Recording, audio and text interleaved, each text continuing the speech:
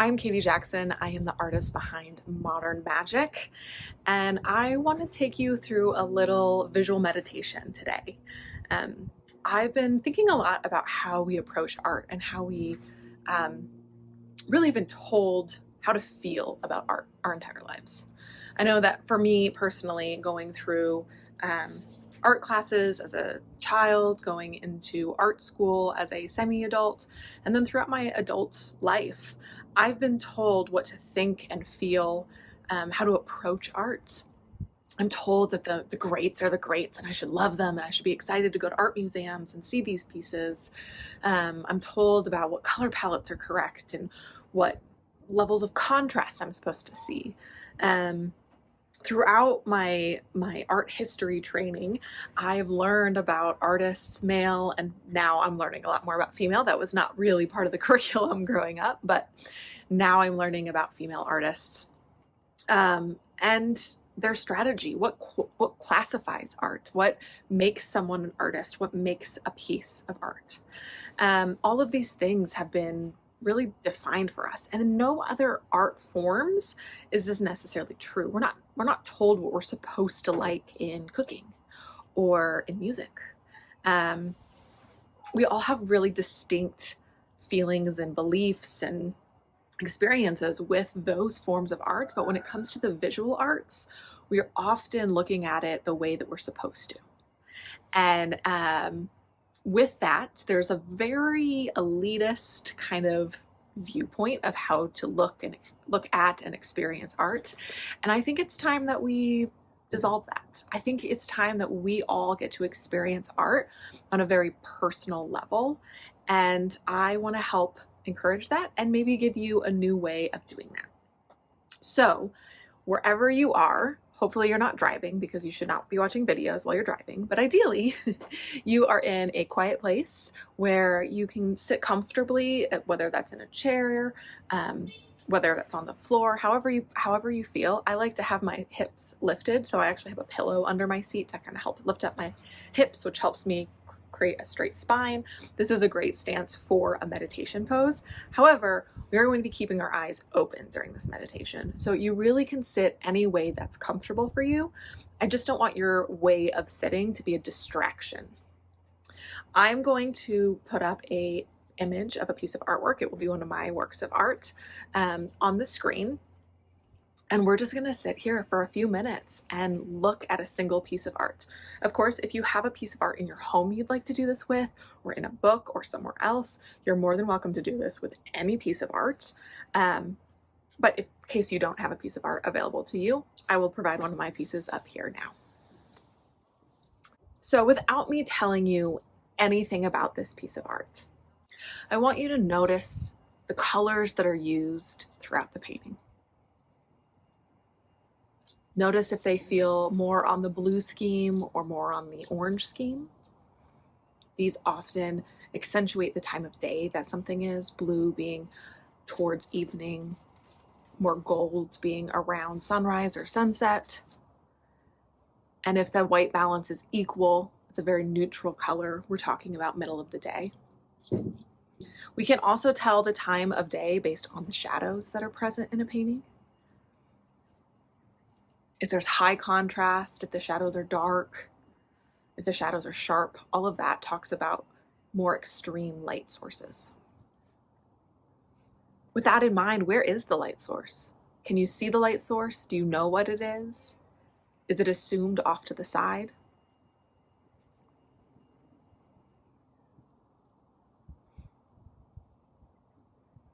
Continue to look around the painting, going left to right, up and down. See where the artist wanted your eye to lead. Does it rotate into a circle starting from 9 o'clock and moving all the way around the clock? Is there movement in the photo, in the painting? Is it a literal movement, or is it a movement you're supposed to figure out on your own?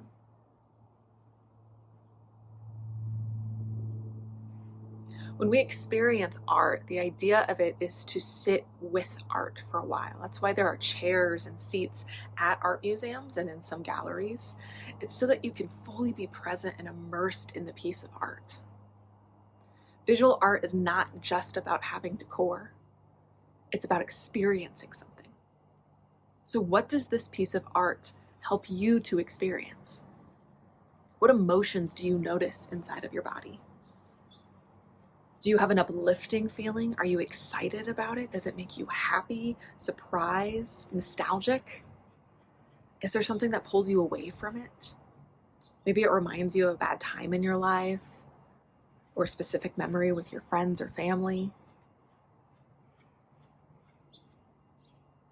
Notice if this painting leaves a positive or a negative effect on your emotions.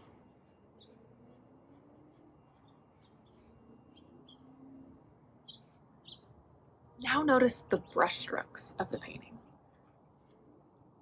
Can you see them clearly? Do they blend together? Are there areas where it's more distinct? And is there a reason that they're more distinct there?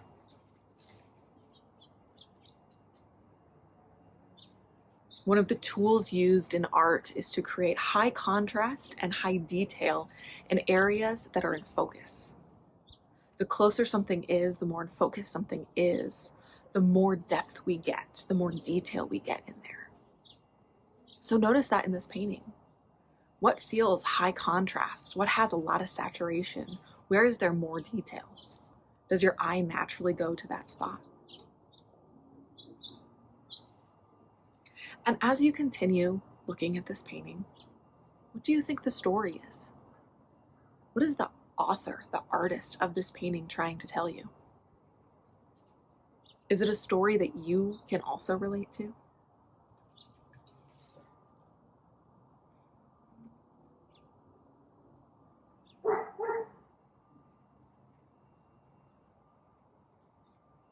Continue to gaze at this painting. Move your eye throughout it. Go from left to right, or right to left. There's no wrong or right way to do it. Notice the details.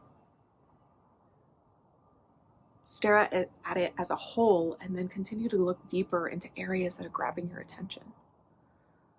Why do those areas grab your attention?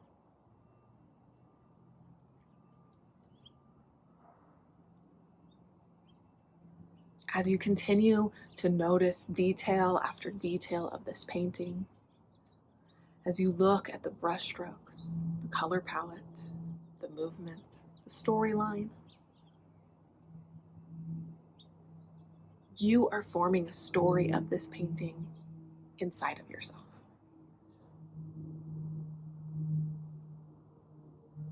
The longer you sit with this painting, the more you're experiencing it, allowing it all to wash over you, finding new things in it that you might not have seen the last time. And you could sit here and experience this painting a million times, and every time you'll probably find something new.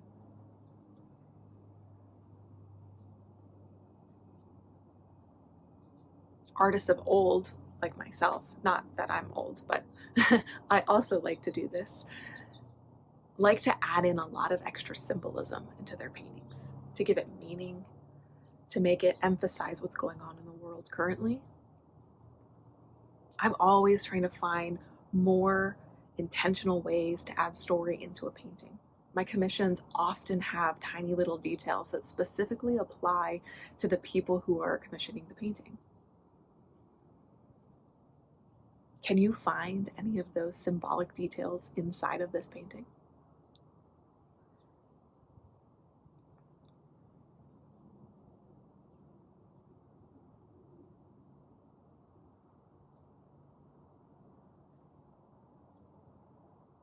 You can continue to stare at this painting for as long as you need. Let it really wash over you. It took the artist, myself, hours and hours to create this painting. It doesn't need to be digested or just viewed for a few minutes. Experience this painting the same way that an artist experienced it, by sitting in front of it for long periods of time, letting it wash over them, putting their heart and soul into it, letting it wash over them. It's a give and take experience for the artist as they lay down what's inside of them on the paper or a canvas. Then they get feedback from the canvas. They see what's working, what's not working. And they go back and lay themselves down onto the canvas.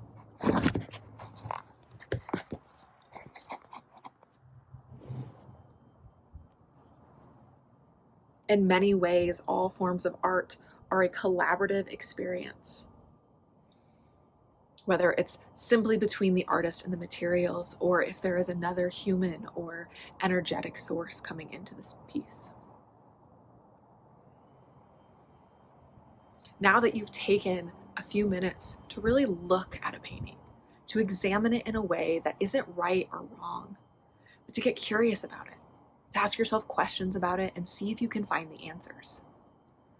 Now that you've had a chance to do that, what do you think of the painting? Do you like it? Do you not like it? Again, there's no right or wrong answer in this. I understand as an artist, as a human, that my work is not going to be for everyone. I don't expect everyone to buy my paintings or to appreciate them or to see the story in them. My hope is that as many people as possible can take a moment to just look at them and experience them. My hope is that these paintings might spark something inside of them, to ask a question, to open something up inside of them that they didn't know was there. And so whether or not you fall in love with this piece, whether or not you say, yes, this is an amazing piece of art, I hope that through this experience of really sitting with a piece of art and experiencing a piece of art allows you to open yourself up to more art, to more artists. Art is meant to be experienced. And I'm so thankful that you took the time today to experience my art.